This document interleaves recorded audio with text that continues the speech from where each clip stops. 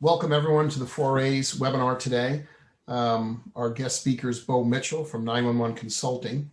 Our webinar is entitled Your Business Continuity Plan, COVID Shattered It. What you must do now for your next business interruption. Just a few ground rules before we start today. Our session will last us between an hour to an hour and a half. The presentation itself will be about 45 minutes. Then we will have Q&A after the presentation. I encourage everyone to please enter any questions you have in the chat box. The session will be recorded, so if by chance anyone needs to leave early, it'll be recorded, and the presentations you'll see today will be posted on the website as well. Before we dive into the presentation, I wanted to ask our participants a couple of questions in our poll, and I'm going to launch this poll right now. First question, and if everyone could just answer at your leisure, does your agency have a comprehensive business continuity plan? Yes or no, if you could answer, or if you're not sure, choose that. Second question, if you do have a business continuity plan, was your plan revised in the last 12 months? Yes, no, or you're not sure. Those results are coming in. We're about 50% voted.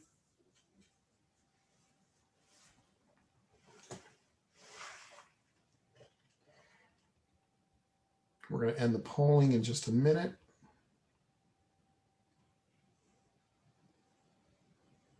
Okay, we're going to end the polling. I'm going to share the results on the screen. 63% of you, 38% of you do not have a business continuity plan. 63% do. Pretty good statistics, 63%. We'll test that today to see how good your BCP plan is. And for those that do have a business continuity plan, was it revised in the last 12 months? 44% said yes, 38% said no, and 19% said they're not sure. Great, perfect. Thank you very much for answering that poll. And without further ado, I want to introduce Bo Mitchell from 911 Consulting. Take it away, Bo. Your business continuity plan, COVID shattered it. What you must do now for your next business interruption. Let's go back to March when this whole thing started. Seems like not 10 months, but 10 years ago. And we started off here by very, very quickly with our stay-at-home orders and the rest of it. And so we introduced or implemented our business continuity plan with WFH, work from home, if you had one. And certainly if you did, the work from home was implemented right there. And it seemed pretty easy, right? Send them home, that's perfect. They'll be fine. What could go wrong? Well, we found out a lot could go wrong because our plan sort of got shattered. Why did it get shattered? Well, most of you had all of these. Many of you had some of these. Our IT turned out not to be as scalable as we wanted it to be. Our employees needed new equipment, new software. Our Wi-Fi and electrical issues at home were manifest. Our whole entire organization needed security upgrades. Management needed new skills, and managing people at a remote distance, and the command, control, and communications were seriously challenged. So that's a pretty long list of upsetting things that happened. We also, along the way, learned that there are a bunch of people out there who are concerned about and have a purview over us by way of standards and implementation of guidelines and laws. So what we learned is what my mother taught me when I was very young. For every complex problem, there's a simple solution that's always wrong. It's not simple. You want answers? I think I'm entitled. You want answers? I want the truth. You can't handle the truth. So we can see if you can handle the truth about what it is that you have to do to get back up on the horse and make your business continuity plan robust and effective. I'm Bo Mitchell. I'm president of 911 Consulting. I was police commissioner of Wilton, Connecticut for 16 years. I retired to start 911 Consulting to work with organizations like yours regarding the safety of employees like yours in facilities just like yours. I work on a national basis. All of those initials after my name indicate that I'm trained and board certified 22 different times: emergency management, disaster recovery, business continuity, pandemic plans, training, planning, exercises, the whole Megillah, and we'll talk about a lot of the issues today. I'm also an expert consultant in landmark legal cases against organizations like yours who got sued with the expected settlements in the billions of dollars. And the issues are failure to plan for emergencies and failure to train for emergencies. So those are really the negligence issues that you can get in trouble with as far as the virus or any other kind of threat to your organization. Our clients at 911 Consulting are large headquarters companies. We worked at their headquarters and for their facilities in the field. We've also worked at 31 campuses nationwide. As a speaker, I've talked to all of the organizations you would expect, from the NFPA to FEMA to OSHA. I've also talked to a lot of business continuity people. DRI is one of those. So is Continuity Insights, and also for ACP, which is the Association of Contingency Planners Nationwide, at their national conventions, webinars, and in the field with their chapters. So we go back to this. For every complex problem, there's a simple solution that's always wrong. We learned very quickly last March that work from home is not simple. It is complicated, which brings us back to your business continuity plan. Now, why is this so complicated? Well, let me pile on. It's not just about the business continuity plan. We start off with the emergency action plan, then there's a crisis communications plan, then there's a disaster recovery plan, and then a business continuity plan, and then a pandemic flu plan. Now you may say, gee, you know, I really don't care about any of these things. Well, this is what you are expected to have as a business in the United States of America in 2021. How do I know that? Well, there's a standard out there. I work in a world of standards. The standard here comes from the National Fire Protection Association, which has been around for 125 years, 1896. And they have 300 standards that make up your fire codes in every one of your 50 states. You can run, but you can't hide from the NFPA standards. One of their standards is 1600, which is their standard on disaster, emergency management, business continuity, and continuity operations, hitting the nail right on the head as to where we go to see how we are supposed to behave as a corporation, as an advertising agency, as any employer in the United States of America. Now, you may want to think, well, gee, these standards is something that somebody cooked up last week just to piss me off. Well, no, these have been around. This particular standard on emergency management and disaster recovery and business continuity has been around since 1995. So this is longstanding stuff that you're supposed to implement. And it talks about all 5 of these plans that any organization is supposed to have. Really? Yes, really. I know it's a little scary, but there it is. And that is the standard to which you will be held at court or with any third party. And why do we have to worry about all of them, not just about business continuity? Because there's the domino effect. We don't have business continuity plans for fun. We have them because an emergency kicked everything off, getting us into a disaster recovery and then a business continuity plan, as we saw last March with the virus. And like I said before, there are a lot of people looking over our shoulder who think we ought to have these plans, and they subscribe to NFPA 1600 as that standard. And who are we also listening to? Well, we have a parent company, we have directors, we have employees, we have clients, we have prospects, all of whom think that we are well prepared for any kind of disaster that could help to us, whether it be large or small.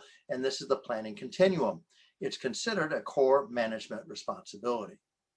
But let's focus now on the business continuity plan. What does a business continuity plan do? Well, it ensures the continuity of operations, but it often can go for weeks, months, and it's usually heavy IT. But we shouldn't be drawn away from this and say, well, it's just an IT plan. And I see a lot of business continuity plans that are really just IT plans. Now, we love our brothers and sisters in IT, and we can't operate without them, but it's not the only thing we have to worry about as far as business continuity is concerned. Now, I mentioned NFPA 1600, but there are lots of standards out there, and I don't mean to dismiss them at all. All of them are very, very good, and they've been around for a long, long time. So whichever one you think you should be using is fine, but NFPA 1600 is the one that's going to be used in the United States of America at court when you are called to justice as far as any third party is concerned. And this is only a partial list of the standards that are out there regarding business continuity. But it doesn't matter which standard you pick, there's always one first step in getting this right, and that is the threat assessment, often called in the business continuity world a business interruption assessment or a business interruption analysis, or a BIA. All of the standards say you have to start here. If you haven't done this part, you just jumped in, put your IT people on it and said, bang, there's my business continuity plan. Well, you've missed the boat. That train has sailed. You're supposed to have a BIA before you start anything. And what are some of the issues that are in there? Well, there are a long list of them. None of this is happy. None of this is easy, as we talked about before. There are no simple answers. But some of the major issues you have to worry about, of course, are the continuity of operations for your organization, also known as COOP. You have to monitor the disaster recovery plan, the DR plan that comes before you, that's worried about the cleanup after a storm or a fire or a bad guy with a gun or whatever. And then you have to consider Emergency Operations Center or an EOC or a second site or both, which could be appropriate as far as your organization is concerned. The planning part of this thing is to make sure that you can implement whatever you have to implement without having to sit down and start the planning during the emergency. Another issue is you want to identify the availability and access to business processes, facilities, and IT. So there's a mix here of staff, stats, and stuff that you have to be able to access when, as, and if this emergency, this disaster occurs. And then there are some lingo here you have to get used to: recovery time objectives and recovery point objectives that talk about facilities, processes, and systems that you have to get back up and running, both IT as well as physical. So a BIA has lots of things. I've only given you a treetop analysis of some of the most important ones that you're going to have. Now, if you want to go through a business, as you should, go through a business a BIA for your business continuity plan, there are lots of fine organizations out there who've been doing this for a very long period of time, and they have very comprehensive ways of doing this, and it can get very, very complicated. My recommendation to you is try to keep it as simple as possible right from the get-go, because this stuff can get very, very complicated very, very quickly, and you want to get to the end and you want to do so effectively. I recommend to my clients they use something called Commander's Intent.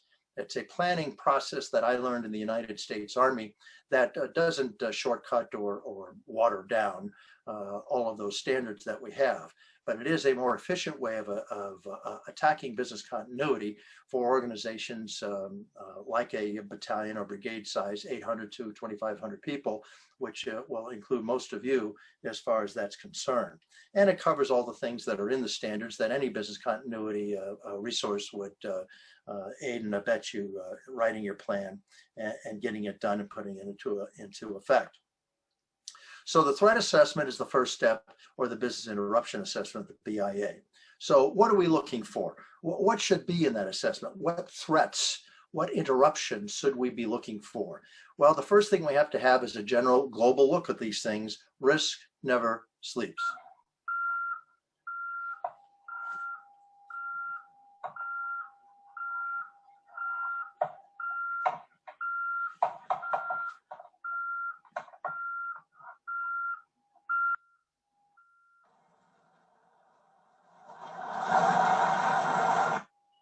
So there we are, we're asleep at the switch and the emergency begins. We've miscalculated what it was, much as the way we did last March as far as the opening guns of the virus.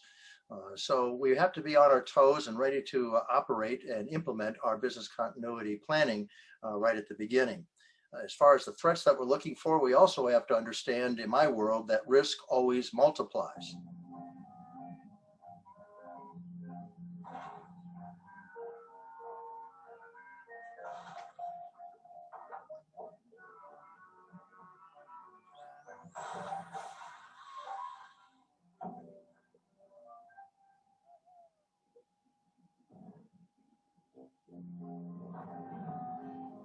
Risks can change quickly.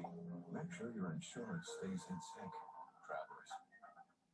So like this gentleman here in the shark cage, we come in to work in the morning, the emergency starts, whatever it is, virus, guy with a gun, fire, flood, bad weather, and we haven't been trained, we don't have a plan, so we start to make this stuff up and we make it worse.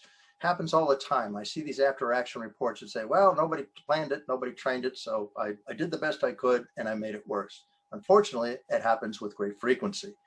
So when we're looking at this, as far as our BIA is concerned, and we're looking at all the standards, what are the threats we have to look like? look at? Well, some of them are obvious. Certainly we want to look at the pandemic.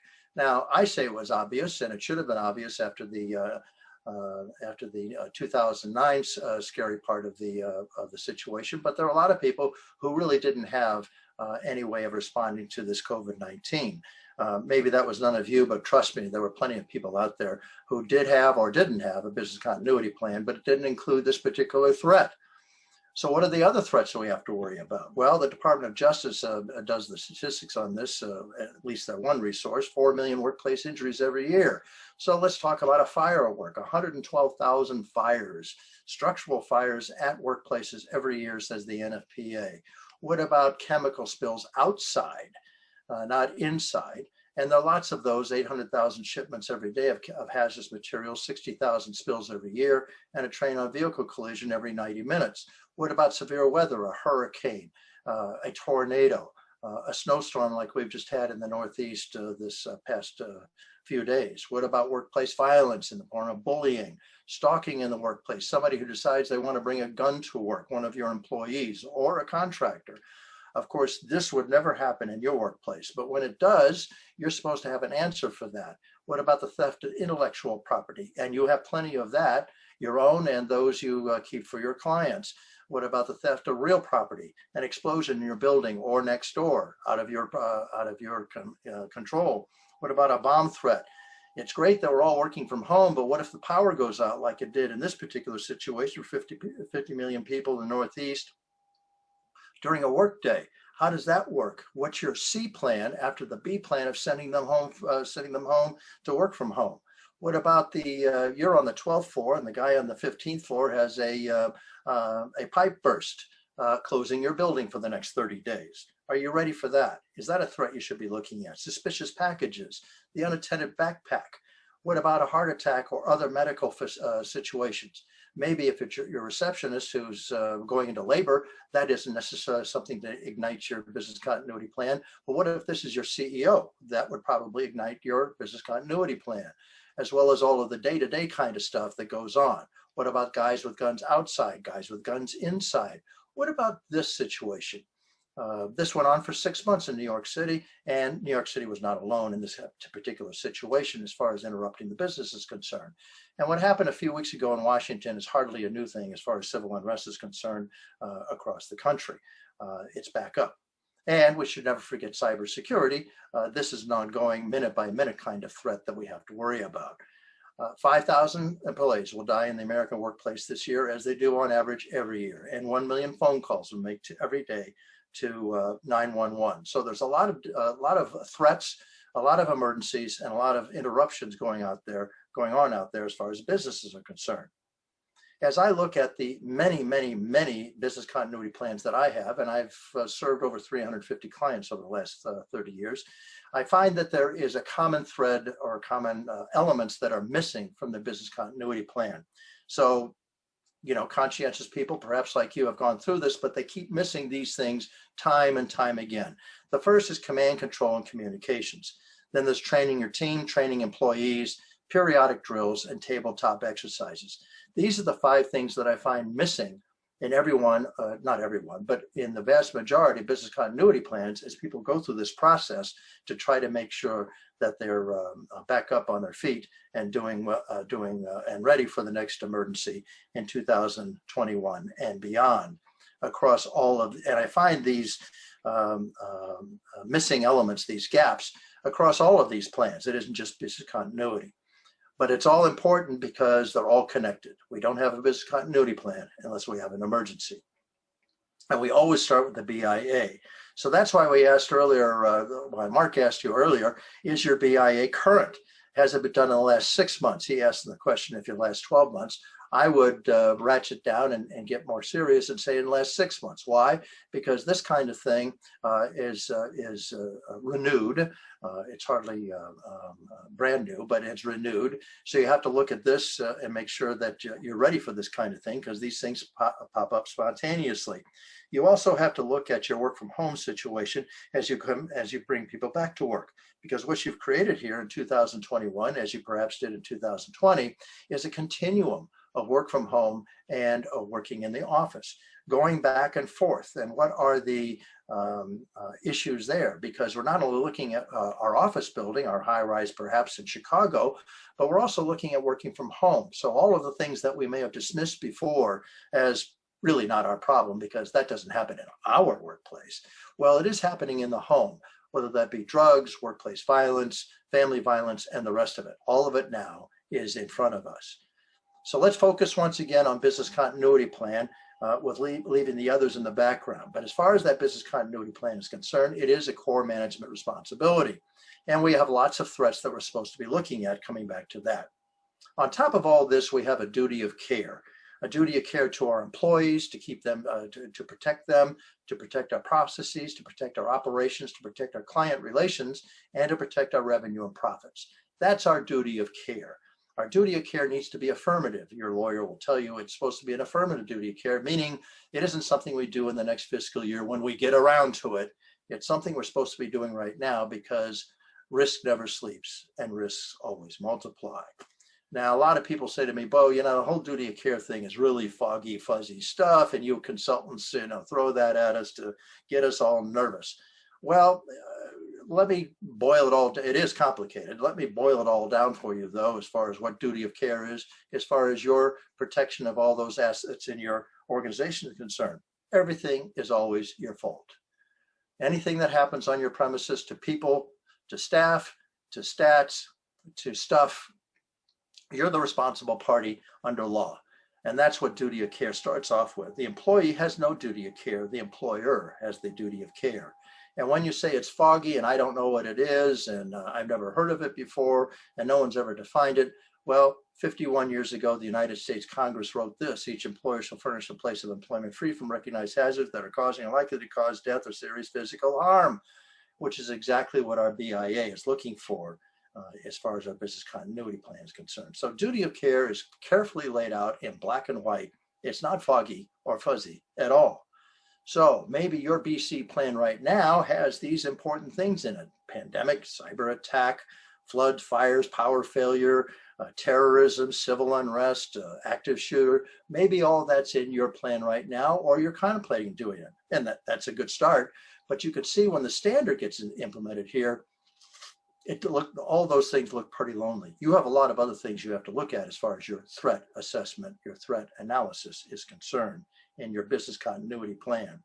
So how do we make your business continuity plan real? Well, we have to address the missing things. I talked about them before. Let's talk about them in a little bit more depth so that we put some structure on these gaps that I find in most business continuity plans. First is command, control, and communications. Let's take command and control. Who is the business continuity team leader? Yeah, it should be somebody in senior management. It may not be the CEO or the COO, but it's probably somebody senior. And it's not just going to be the IT people. With all due respect to our IT people, as important as it is, there are a lot of other important things, and it all has to be brought together. And we need a chain of command, because this is going to go 24/7. You may think, well, it's just, you know, our business continuity plan is just a normal business hours kind of thing. No, as we've seen with the virus, as it will be with any kind of emergency, we have to have a chain of command that's working this plan 24/7 until it is concluded. And that could be hours, days, weeks, months, years, as the virus is proving. So none of this is pie in the sky. None of this is way out there. It's all happening in front of you in slow motion right now. So, and that could go hours, days, weeks, and months, as I mentioned. We talked about command control. What about communications? What we've got here is failure to communicate. And failures to communicate happen all the time in emergencies. And we have to be right on top of this stuff, because we have to talk to employees, clients, our parent company, directors, prospects. We have to keep this, we have to tell that story. Otherwise, in social media and in other outlets, the story will be told for us. No one's going to be kind to us. Everybody assumes and knows by law that the employer is the responsible party. So if something's gone wrong, no one's going to treat you nicely. You have to tell your story. And the communications part of this, and we'll talk more about that as we go along, is super important. And it has to start fast. You know, when you see somebody saying, I have no comment, or I'll get back to you, you know that organization's in trouble right away. They really hadn't planned for it, and they've been caught off guard, and they don't have their feet underneath them, and that's going to be a problem. And then it has to be constant. It isn't just the first interview. It isn't just the first hour. It has to go on and on and on, as the virus indeed is proving. Next, training your team. Great plans are a smart thing. Training is everything. If we don't get the words off of paper into people's heads, then all those pretty binders we have on our shelf that we've taken so much time, money, effort, and employees to get done are useless. So we have to train our team. We train them in a classroom if you're going to do this effectively. You train them as a team, everybody together. Initially when the plan is written, annually thereafter, and when the business continuity plan changes, as indeed it probably already has for you guys right now. So we want to train in the classroom, train the team initially, annually, and then when the BC changes. So that's what the team looks like. No matter how big your organization is, you got to train the team who's going to lead everybody else. But we also have to train employees, because we have to tell them what it is that we expect of them and what we want them to do. We don't send an army into the field just training the officers. We send the army in the field having trained everybody. Now, everybody has a different role. I'm not saying everybody's going to be in command or no one's going to be in command, but you have to be trained for your role. And as we learned with the virus, working people from home, you got to train your employees on your systems, your procedures, and how we're going to work remotely and how we're going to manage the business.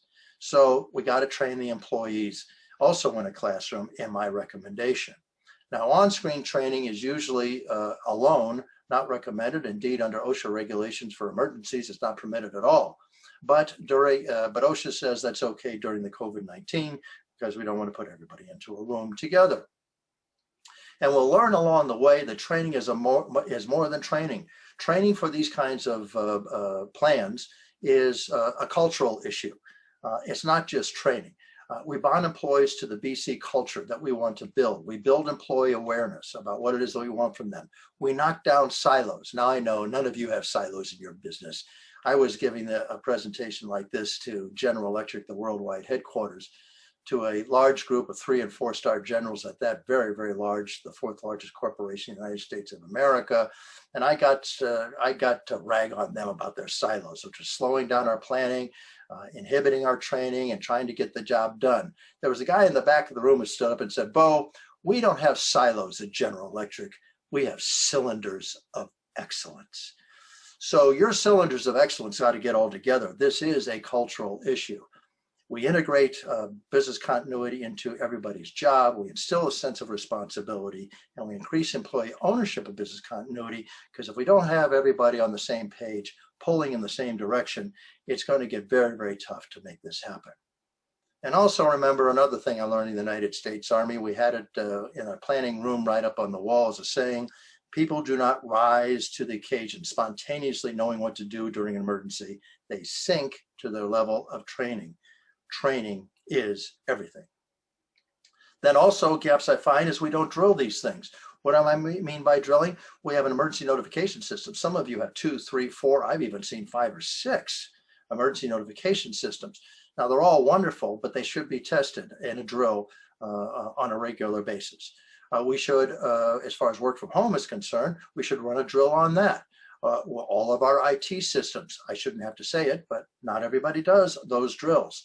At some point, I think they should be unannounced, because announced drills sometimes are fruitless or just going through the motions. And we should do these drills often. So periodic drills are a big gap in most of the business continuity plans I see. And finally, as far as gaps in business continuity plans are concerned, tabletop exercises. This is the be-all and end-all, tabletop exercises, which brings me to the story that I'm sure all of you know. As the tourist on the street in New York City stops a New Yorker and says, looking at his tickets, "How do I get to Carnegie Hall?" And the longtime New Yorker smugly says, "Practice, practice, practice." So how do you get to an effective business continuity plan? Exercise, exercise, exercise. A plan without exercise has no muscle. It's really a process that's very much incomplete, with a gap like the Grand Canyon stopping you from effectiveness as far as your planning is concerned. So this is what I'm talking about exercises, a tabletop exercise. They can take a day, they can take an hour. Most of them, if they're done right, certainly take half a day, a morning, 9 to 12 as an example. They are not required by law, but they are the best way to judge success of your planning, your training, your drills, your personnel who are implementing this thing. Do they know how to make decisions? After the plan has been promulgated, the training has occurred, you've done your drills, do they really know what they're doing as they are being put through their places by an exercise leader? So this is what it looks like. Put everybody in the room and start the exercise. Of course, the scenarios you're sending them through, whether it be one or several, aren't announced ahead of time. It's all supposed to be spontaneous. And this is what it looks like. Now, if you're going to run these things, and I guarantee that if you do nothing else, you got to do the exercise. In fact, there were some people who were cynical about business continuity and emergency planning. I often start with an exercise to show them just how much trouble they're in. But really, it should happen after the planning and the training to see if everybody's on it. And of course, there's a standard for people who conduct these tabletop exercises, a standard you want to subscribe to, because any third party who says, well, did you run an exercise? And you say, yeah, I did. Well, what does that really mean? HSEP, as it's called, is the Homeland Security Exercise and Evaluation Program, as promulgated by FEMA. It's been around for years. And there are people like me trained and certified in a 24-hour program. Yes, that's 3 days in a bunker somewhere, running, learning about and how to run these tabletop exercises. So the exercises are an audit program. And I want to make sure that we punctuate very quickly here that this is really, really an important part of it. Because most corporations, certainly your clients, and maybe you as well, have an audit program as far as their systems and procedures. And what could be more important than a business continuity plan if we have an emergency? And therefore, you're inviting an audit, and we should have an audit program. And as far as directors of corporations are concerned, whether it be your corporation, your advertising agency, or your clients, the buzzwords these days are GRC, governance, risk, and compliance. This is what directors are looking for as far as auditing the operations of the business, and business continuity, of course, would be very close to the top of the list of systems that should be audited. And so the exercise is there because what gets measured gets done right. And that's what the audit program does. So the tabletop exercise looks to see, is your plan working? Is the training effective? Do you have the right leaders and commanders in charge of it? And can you, and the whole point of the exercise is to find gaps so you can repair your BC strategy. And that's what exercises do. So exercises are super important. Let's move on now to what are the costs of ignoring business continuity planning, training, and exercises? Because there are some people who are not convinced that the standard and just the morality of the thing works. They want to see, well, gee, will I be penalized monetarily for this stuff? Well, Agility, a company, has been around a very, very long time. It's one of those big, comprehensive, smart, expert companies that can help you. They've been doing this for a long time, and of course, they've done the research. This being America, we have the research. 52% of businesses that have had a crisis in the last 5 years. So that's half of everybody out there. Now, you could say, well, it hasn't happened to me, but the risk assessment is it will happen to you, as it has with the majority of organizations out there. And Agility also has discovered in their research the misconceptions. Well, I'm not going to do anything. The insurance company will take care of it. Well, okay, if you want to go down that path, and please understand, if there's an injury, a death, if you violated state and federal regulations and standards, remember we talked about standards that the state, the federal, and local government care about, and the loss of reputation. You and I know that loss of reputation is a monetized discussion, but that's not an insurance policy, and that isn't going to catch you up at all. The insurance company is going to take care of the physical, the furniture, the walls, the stuff, which is fine. But we're talking about something much, much bigger than that. Agility went on to find that in the average fire or explosion, if that's a way of putting things, that costs $6 million on average for a corporation. $4.5 million for a hurricane or tornado and a storm, and $500,000 for water damages, whether they come from flooding from the outside, or let's go back to that broken pipe that's above you that closes your high rise, because water has a way of going down and closing businesses when we have a pipe burst. And the longer the downtime, the higher the losses, records Agility. Another very good organization, IDC, on that has done their research. On average, an infrastructure failure can cost $100,000 an hour. So tick tock, if you haven't done your planning, your training, and your exercising. And a critical application in failure can cost $500,000 to $1 million an hour. So this stuff is expensive, and it's going to get more expensive as time goes on. And your only weapon against this, your only defense, and you want to turn it into offense, not defense, is a business continuity plan that you have trained and exercised. Which brings us back to crisis communications. Usually a separate plan on its own, but it really is part of an emergency action plan, a disaster recovery plan, and business continuity plan, because this is where we tell the world what's going on inside of our organization once we've had a business interruption, a disaster, an emergency. Now, this is a typical plan that I write for my clients. You can see it has a lot of moving parts in it because that's the way it is. And this business continuity plan, to repeat, should be involved in the emergency action plan, the disaster recovery plan, and the business continuity plan. Some of the things we look at: who are the target audience for this? Well, we've already talked about most of them: employees, parent company, clients, prospects. What about regulatory agencies? What about crisis communications team? We need a team of people who are going to take over this part, reporting to the business continuity team. We're not having people wander off the reservation here. It's all coordinated, and that makes this very, very complicated.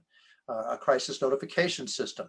That's probably a lot of systems, your emergency notification system, and all the other ways that you talk to your people, your target audiences. A crisis communication center where these people can be situated, perhaps remotely, perhaps not. Who are the spokespeople? Who are the media communications? What are the media communications guidelines? What is management set by way of things we can and can't say? Do we have dark websites? Dark websites are those websites that are put on our platform right now, but they're dark. They can't be seen by anybody except by us, but they're lit up when we have an emergency. And they may have FAQs in it, who to contact, etc. It's a great way of immediately kicking in, because speed is very, very important in these kinds of in the crisis communications world. Who are our thought leaders that we want to talk to? Have we trained? Have we exercised? And are we updating this? Because these plans are all very much alive and need to be fed and changed as time goes on. And our appendices are going to have a lot of information in it that we're going to go to. And of course, our emergencies are going to happen on weekends and other ways. So we need all of this stuff in place, trained and exercised, as far as media and call logs are concerned, core communication materials, templates, and the rest of it. So what did we do today? We talked about your BC plan, which was shattered by the COVID, and what you must do now to get back up on the horse and make it right. In the beginning, it was work from home, and it was a great way of doing it, although we had a lot of work to do to amend the way that we operated, and certainly the way we had to amend our business continuity plan, because none of this stuff is simple. For every complex problem, there is a simple solution that's always wrong. And we have a whole continuum of planning that we're supposed to be looking at.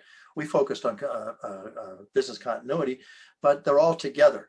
And if we're going to plan one, we should plan all of them to get it straight. And there's a standard for all of this, and they're all connected. And there are people looking over our shoulder who fully expect that we've done all of this stuff.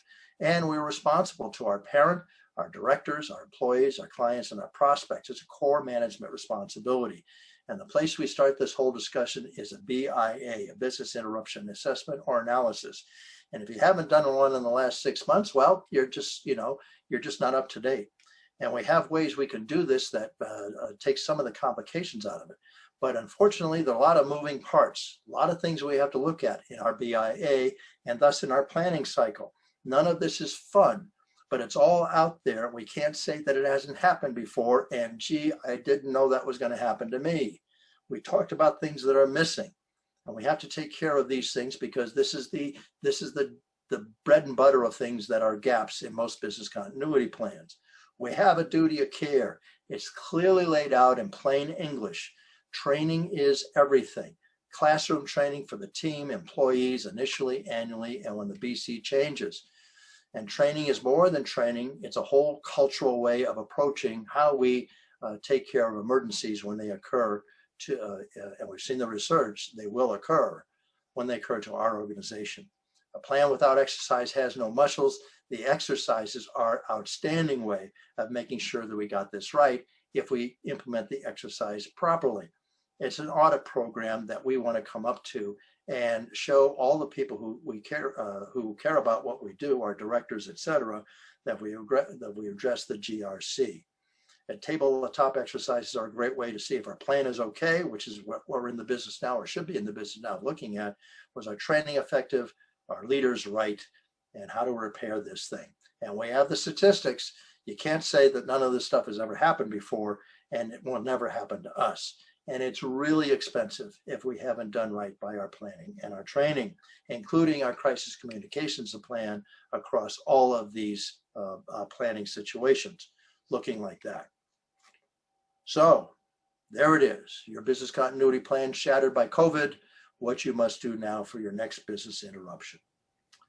Are there any questions? Well, thank you very much. That was a great presentation, very thorough as usual, and you make it entertaining as well. Appreciate the video excerpts.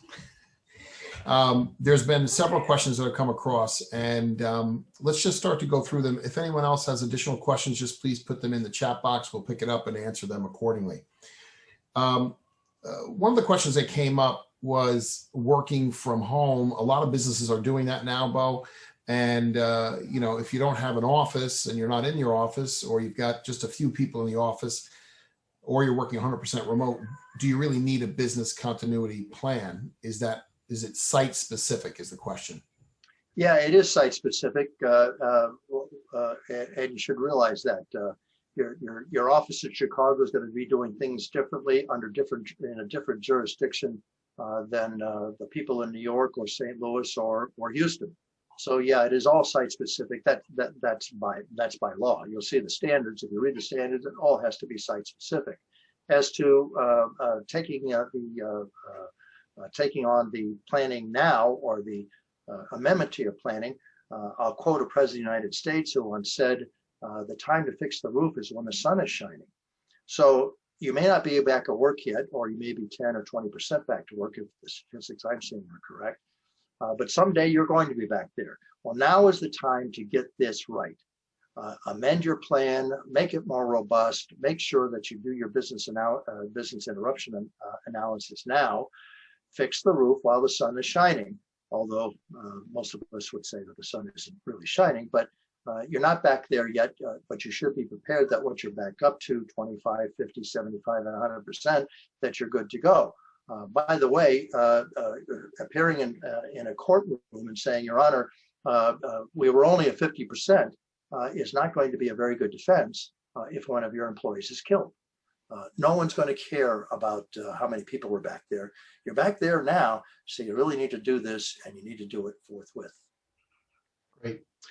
The next question talks about a little bit of the legal side. You talked about duty of care, legal implications, and so forth. Is a business continuity plan a requirement of law? It is not a requirement of law in any of the 50 states. There are some categories. The financial world is the easy one to talk about, and there are others where a business continuity plan is required by law. That would not be true for an advertising agency. But there's law, and then there are things that people you have to answer to. How many times have I have a lot of advertising agencies as my clients. I can't tell you the number of times I get that phone call and say, "Gee, Bo, we're pitching somebody or renewing a contract with our largest client, and they've asked for a business continuity plan. We don't even know what that is. Can you help us?" Well, may not be the law, but you're certainly going to respond to that, as indeed you should. Or what about that new director who's come in and worried about GRC as far as governance, risk, and compliance is concerned? So there is no statutes necessary for advertising agencies to have this, period, paragraph. However, there's always a but. There are a lot of people out there who really expect this of you and think that you're a professional organization, and duh, you've done these things. Well, just a follow-up question. You talked a lot today about business interruption assessment. can an organization, an agency do its own assessment, or do they need to go to a third party? Well, could you do it? Yes, of course, you can do anything you want. Is that a good idea? The answer is no. Why? Because you're in the advertising business and you're experts at that. I don't claim to know how to do anything in an advertising agency, and if I did, you'd giggle at me. Well, let's return that. Let's turn that around. And now you're going to tell me you're going to, assess your business continuity. I'm giggling. You don't have these expertise. And your security person, if you have a security person, whether that be IT or physical or both, they aren't equipped to do that either. It's not part of the job description, and that's not what you hired them to do. So there are plenty of resources out there, big and small, who can help you do this and or be itching to be sitting in your offices to do this. Will it be complicated and expensive? You betcha. But you got to compare that to if something hits you hard, as indeed the research says it's going to happen. It's all happened before and it'll all happen again.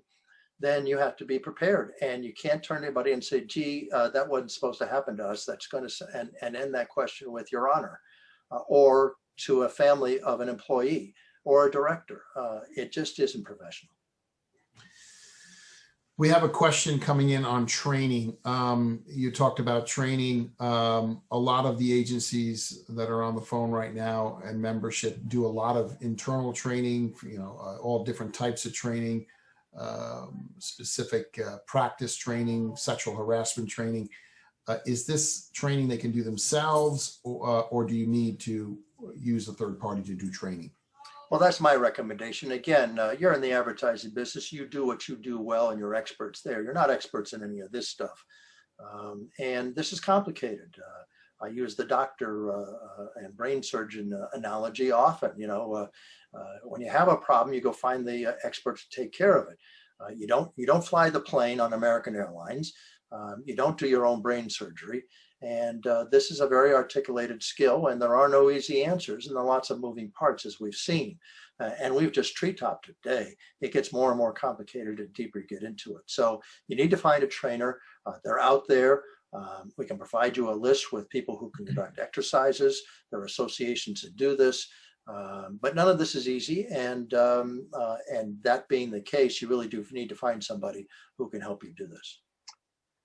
A follow-up question on the training came through about how long does it take to train employees? Give us an idea of how long it takes. I know size of organization is going to impact it, but how do you do this? Sessions, single sessions, several sessions? Well, you have to train the team, and then you have to train your employees.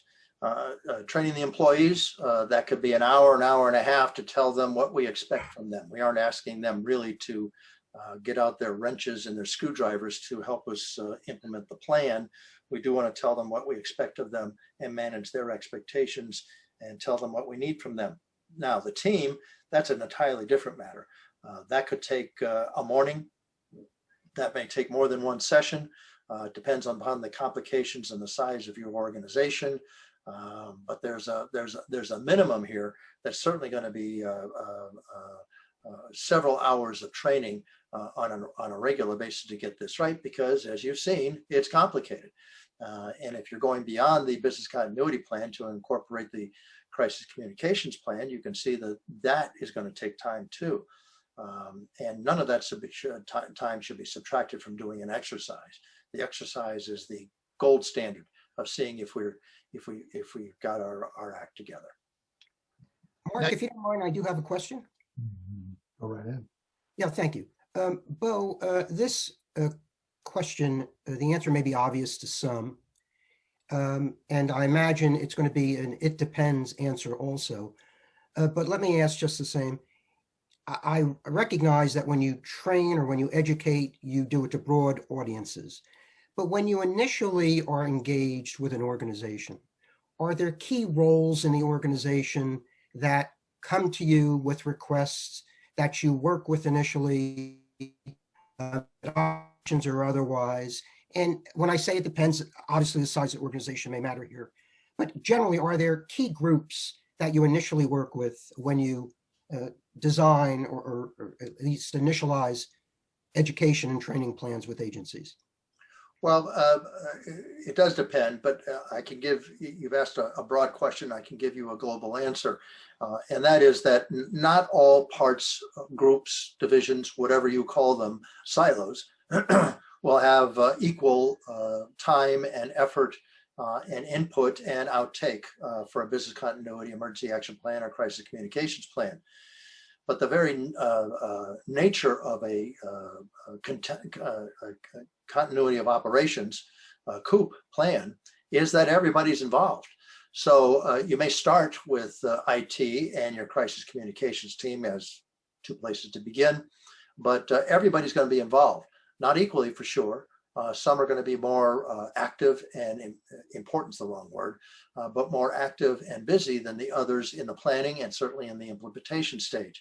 But in the end, you're going to do this. I did this with a hedge fund whose name I will not mention, but it's the largest hedge fund in the world. And we went through the planning, we went through the training, and then we went to the exercise. And the guy who runs the place almost fainted. He said, "You really have to do everybody?" Yeah, including the facilities people and the contractor who cleans up at night. Because that's the nature of a continuity of operations, because, you know, we got to flush the toilets, we got to have toilet paper, we've got to clean the place, you know, it's all there. So everybody's involved. Not much fun. It is complicated, but we do this all the time and it can be done. You shouldn't be scared away. Thank you, Bo. There are a lot of agencies on the phone, Bo, that are part of a larger organization, a larger holding company per se. One of the questions that came across was, do I need to do this, or can I defer to the holding company or parent company because I'm sure they've got a business continuity plan in place? Well, I'm going to offend everybody now, but I'm an equal opportunity offender, so I guess that makes it okay. This idea, you know, I get this all the time. Oh, we have a parent company. They're very smart, or at least they tell us they're very smart. And they've been doing this a long time, and they're very large. They must have a plan. My experience, ladies and gentlemen, is they don't know what they're talking about either. And they don't have a plan, or it hasn't been exercised. And it doesn't include you. It has to be site specific. So if they're in London or New York or San Francisco or Tokyo or wherever they may be, and I'm sure you have agencies on the line who would nod their head as to those capital cities, you know, you can't go ahead and count on them. I think you're going to be very, very disappointed. And in the end, you can't stand in front of the judge or an employee's family and say, "Gee, I thought the parent company had it, Your Honor." You know, that's not an excuse. That's going to carry the day. So, you know, this is all on you. The CEO of your organization is the responsible party under law. Those are the ground rules. Okay. One of the questions that came up was, is this policed at all? Is this, you know, is there a watchdog over this entire process for organizations? No, no one's ever, and no one will ever knock on your door, flash a badge and say, "Show me your business continuity plan." It will never happen. That shouldn't make you feel comfortable. What happens with these emergencies, whether it's emergency action plan or business continuity plan, disaster recovery plan, is that it occurs. And then everybody becomes an expert. Your parent company, families, directors are going to say, "Well, what did you do? Where's your plan? Did you train it? Did you exercise it?" All those things. Your insurance company is going to ask the very same questions, because they say on page 492 of your insurance policy that you will comply with all of the recommendations and guidelines of all of these organizations we've talked about, including your fire code, OSHA, CDC, and the rest of it. You know, you can run from this, but you can't hide. No one's going to police it, but suddenly everybody's going to land on you like a ton of broken glass when the emergency occurs and you don't have the plan and the training done. That's just the way it is.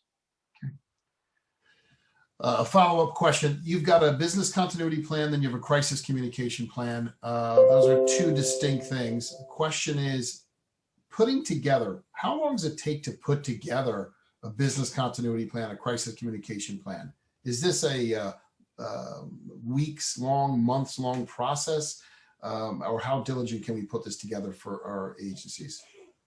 Well, again, it depends on the size, but keeping our focus not on everybody, but on advertising agencies and what it is that you do, which is a lot simpler than a manufacturing firm or a financial firm. It will be less time for an advertising agency, small, medium, or large, or owned by somebody else. That said, my experience with advertising agencies is that it's going to take months. And that's because I just told you, everybody has to be involved, including the cleaning contractor, as far as what we're going to do when the peat moss hits the fan. So if that being the case, we have to talk to all those people. We have to interview them. We have to make sure that they're part of the plan and that their specialty, their silo, is recognized, understood, and is working with all the others, which is very complicated. So this won't be much fun, but it will be very rewarding getting it done once we get it done. But that's going to take months. It's not going to be weeks. It's not going to be years, but it's going to take months depending upon the size and complexity of the organization.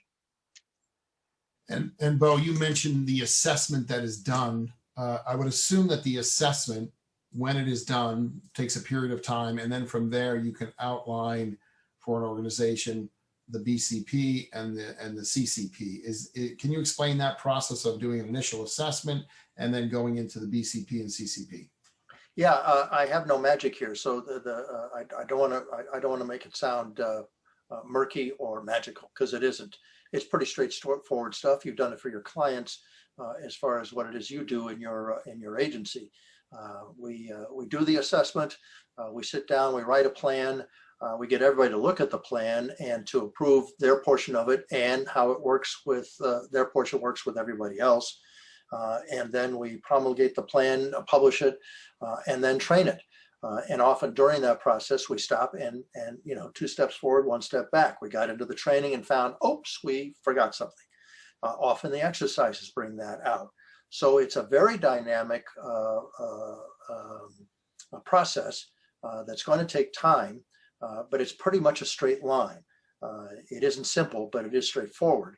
And but it is complicated. And you really do need somebody who's in charge of this plan, who knows what they're doing and can, project manage you, putting that politely, which will not be easy and won't be fun either. But somebody has to lead this entire process to get it done and to get it done right.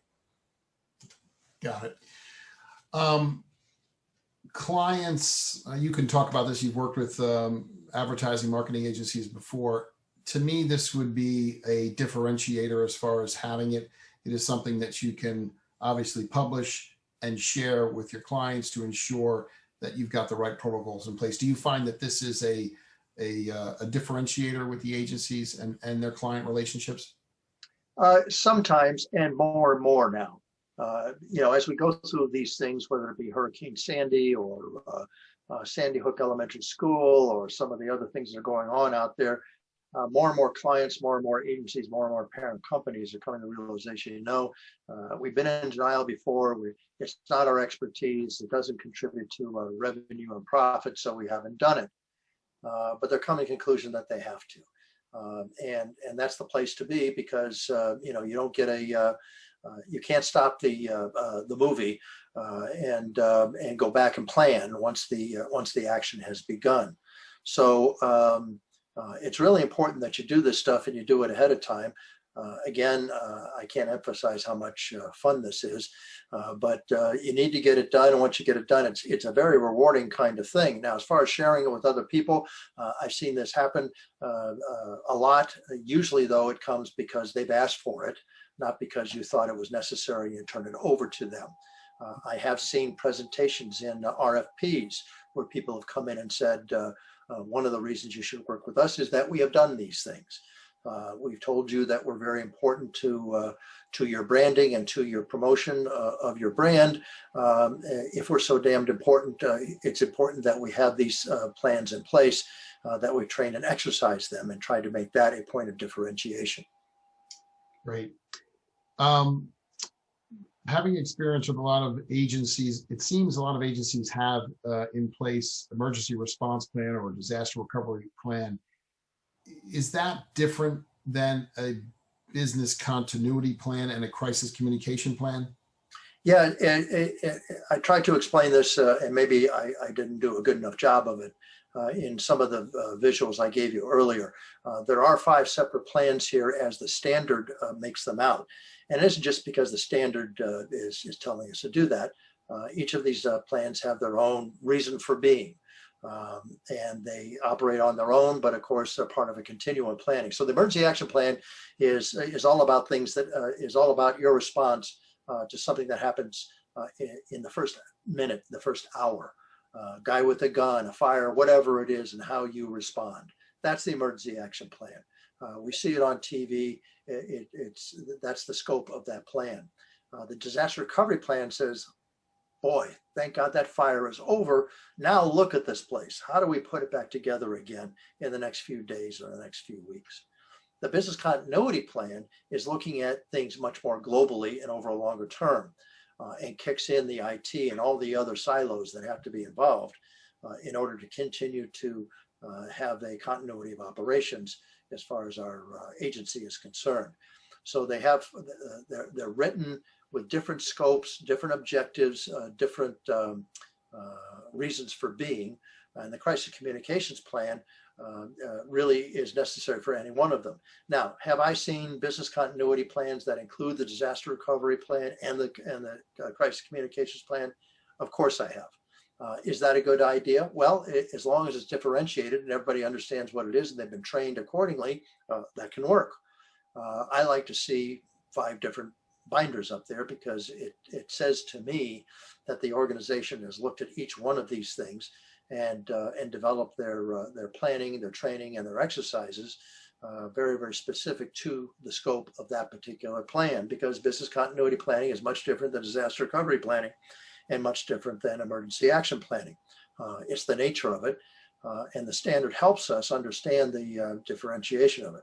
Unfortunately, that produces 5 plans that are Bible thick, each and every one of them, but that's the way it is, representing just how important they are to our continuity of operations. Fantastic.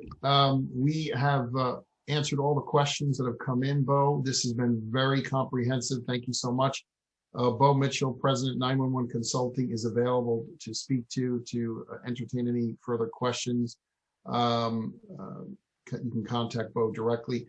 This presentation itself, the video recording, will be posted on the website. So if anyone in your organization would like to see it, it'll be posted on the website in the next day or so. Bo, if you have any other final words for us, please go ahead. Well, this is complicated stuff. I think you need somebody who knows what they're doing outside. There are lots of people outside willing to help you. So that's not an excuse. There are people out there willing to help you, and many of them are outstanding. Call them up and start the process. Throw your hat over the wall, as the expression goes, and pursue this to get it right. And now is a great time to fix everything before you get back to full strength in your organizations. Perfect. Thank you again, Bo, for your time today. Really appreciate it. Sal, thank you as well. If there's no other questions, have a good afternoon. Thank you all for joining today.